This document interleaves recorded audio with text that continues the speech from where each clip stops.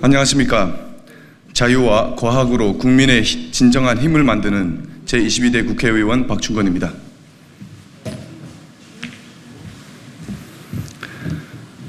저는 오늘 과학기술 5대 강국 진입과 미래인재 양성을 위한 법안을 발표하고자 합니다. 이공계 인재의 저변을 넓힐 수 있는 사회문화 조성의 틀을 구축하고자 이 자리에 섰습니다. 지금 이 순간도 주요국은 창조적 혁신을 이끌 과학기술 중심 인재 양성 정책에 집중하고 있습니다. 이는 첨단 산업 전쟁에서 승리해 미래 먹거리를 선점하고 미래 세대가 과학기술인의 길로 들어설 유인을 강화해 국가의 핵심 성장 동력을 더욱 키우기 위함입니다. 하지만 우리나라의 경우 그간 다양한 노력에도 불구하고 학령 인구 감소와 의대 쏠림 등 사회 환경 변화로 이공계 현장은 아직 어려운 상황입니다. 특히 우수 인재는 의대 블랙홀이라는 말이 생길 정도로 특정 학과와 대학으로 쏠린 지 오래입니다. 씁쓸한 자조와 함께 자퇴서를 제출하는 이공계생은 급증하고 있습니다. 주요 국가에 비해 안정적인 장기 연구 지원 체계 구축도 현장 연구자가 체감하기에 부족한 실정입니다. 인구 감소에 따라 전 산업에 걸쳐 인력난이 심화되고 12대 주력 산업 기술 인력 확보마저 비상등이 켜졌습니다. 스타트업 생존율은 OECD 평균의 절반에 불과합니다. 국내 중소기업의 성장 동력을 책임지는 기업부설 연구소도 통계 작성 이후 최초로 감소했습니다. 이 위기를 반드시 넘어서야 대한민국의 미래를 담보할 수 있습니다. 그래서 선후배 과학기술인과 함께 저 자신도 대학과 기업 현장 연구자로서 뼈에 새겨 고민했던 문제의식을 법안으로 담아냈습니다. 부족하지만 지금 이 순간에도 모래주머니를 찬 채 가파른 오르막길을 힘겹게 올라가고 있는 이공계 인력들의 한숨을 덜어드리고자 합니다. 그래서 제1호 법안은 바로 이공계 지원 특별법 개정안과 기업부설 연구소법 제정안입니다.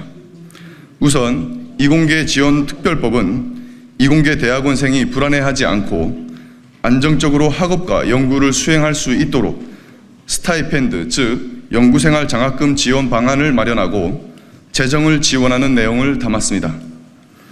또한 병력에 따른 연구 단절을 최소화하기 위해 병력, 교육, 연구, 취업이 연계되는 지원 제도를 마련하도록 했습니다. 덧붙여 정부가 과학기술 관련 콘텐츠 개발을 장려할 수 있도록 하였습니다. 경제, 외교, 안보 측면에서 전략적 중요성이 인정되는 국가 전략기술 분야를 육성하고 보호하는 시책을 추진할 것입니다.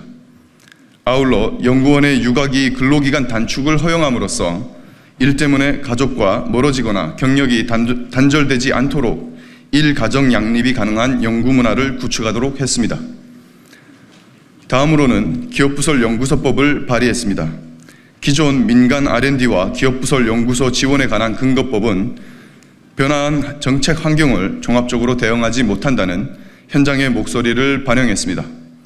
국가와 지방자치단체는 기업부설 연구소의 연구개발을 지원 관리하고 이를 위한 시책을 수립하도록 하였습니다.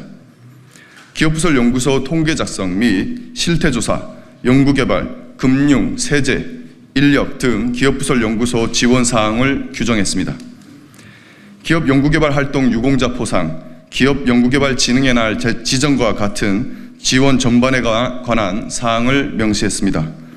정부는 기업부설 연구소와 정보를 교류하며 협력할 것입니다. 우수한 아이디어와 기술을 보유한 연구소는 다방면으로 지원하되 인정 조건은 엄격하게 준수하도록 감독하겠습니다. 존경하는 제22대 선배 동료 의원 여러분께 부탁드립니다. 과학기술이 경제이자 안보이며 가장 풍요로운 미래라는 사실에 모두 동의하실 것입니다. 아무리 특검과 정쟁이 난무해도 과학기술에는 정치도 여야도 없어야 하는 이유입니다. 정쟁으로 법안이 논의되지 않는 시간만큼 과학기술에 대한 국민적 기대감은 사그라들 것입니다. 이공계 인력들의 사다리도 점점 더 사라져 갈 것입니다. 대학생과 청년 인재들은 의지와 역량이 있어도 낮은 인건비와 적절하지 않은 보상, 불확실하고 불투명한 미래에 점점 더 과학자의 길을 포기할 것입니다. 과학기술 패권 국가는 앉아서 기다린다고 하여 알아서 찾아오는 미래가 아닙니다. 지금부터 철저하게 준비해야만 맞이할 수 있는 국가적 생존 과제입니다. 법안의 조속한 시행으로 이공계 지원 정책의 예측 가능성과 일관성을 실현해야 합니다.